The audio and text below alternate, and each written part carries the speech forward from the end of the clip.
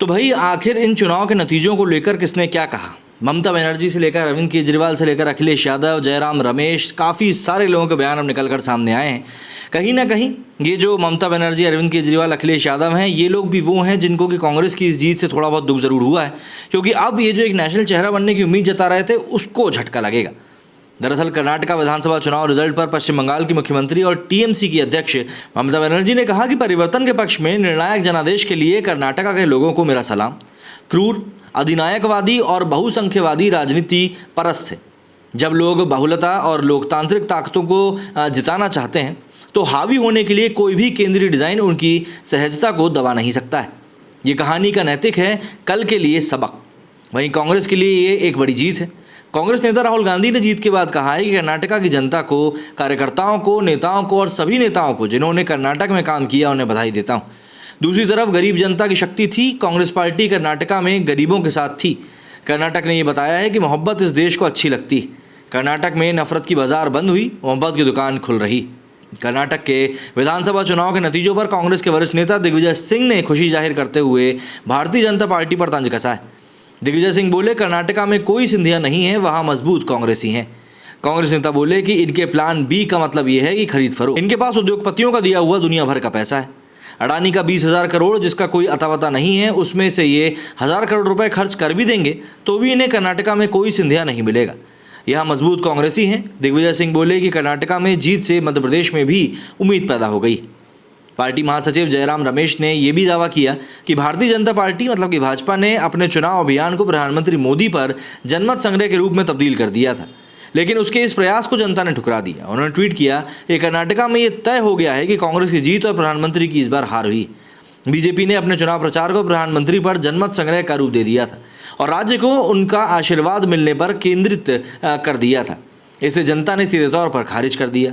उत्तर प्रदेश के अमरोहा से बसपा सांसद कुंवर दानिश अली ने कर्नाटका चुनाव के नतीजों के बाद भाजपा पर निशाना साधा है। उन्होंने बीजेपी पर हमला करते हुए कहा है कि हिजाब हलाल और बजरंगबली, समान नागरिक संहिता, लव जिहाद, द केरला स्टोरी के नाम पर ध्रुवीकरण कोई दावा काम नहीं आया। कुंवर दानिश अली ने ट्वीट करते हुए कहा कि कर्नाटका चुनाव के रिजल्ट इस बात के सबूत हैं कि ध्रुवीकरण की राजनीति काम नहीं करती।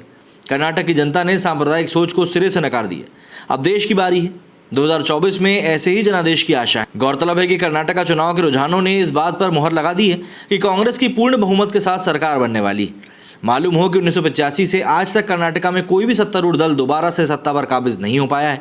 ये रिवाज इस बार भी कायम रहेगा। हालांकि चुनाव से पहले बीजेपी को उम्मीद थी कि 38 सालों का जो इतिहास रहा है वो उसे इस साल बदल देंगे, मगर कर्नाटक के नतीजों ने उनकी उम्मीदों को धराशायी कर दिया। बताते चलें कि कर्नाटका विधानसभा में कुल 224 सीटें हैं।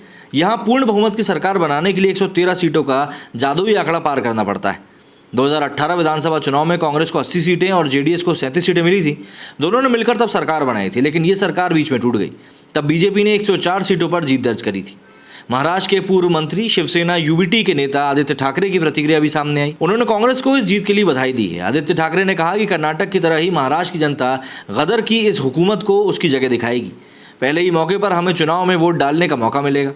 आदित्य ठाकरे ने ट्वीट करते हुए कहा कि अगर किसी ने सोचा कि कर्नाटका में 40% सरकार थी तो महाराष्ट्र को जबरदस्ती एक ज़्यादा भ्रष्ट बिल्डर ठेकेदार शासन के तहत धकेल दिया गया है, जो संवैधानिक, अनैतिक और भ्रष्ट है। कर्नाटक की तरह ही महाराष्ट्र की जनता गदर की इस हुकूमत को उसकी जगह दिखाएगी और पहले ही मौके पर हमें चुनाव में वोट डालने का मौका मिलेगा। कर्नाटक में इस शानदार जीत के लिए कांग्रेस को बधाई।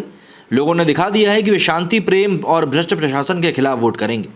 कर्नाटका में कांग्रेस की जीत पर समाजवादी अखिलेश यादव ने प्रतिक्रिया दी।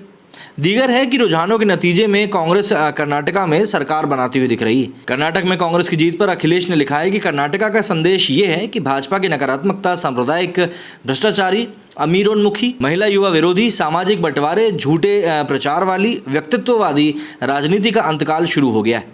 सपा के राष्ट्रीय अध्यक्ष ने लिखा कि ये नए सकारात्मक भारत का महंगाई, बेरोजगारी, भ्रष्टाचार व वैमनस्यता के खिलाफ सख्त जनादेश है। हालांकि अपने ट्वीट में अखिलेश ने यूपी निकाय चुनाव में मिली हार पर खामोश रहे। ये बात सही है कि 17 मेयर सीटों में से 16 पर बीजेपी ने जीत दर्ज कर दी। वहीं एक बसपा के खाते में भी जाती दिख रही है।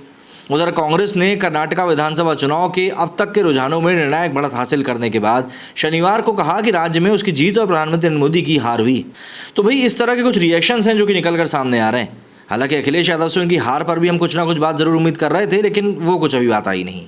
क्या कहना है आप लोगों का, कमेंट करके जरूर बताइएगा। मेरे वीडियो फिलहाल इतना ही। जय हिंद, जय भारत।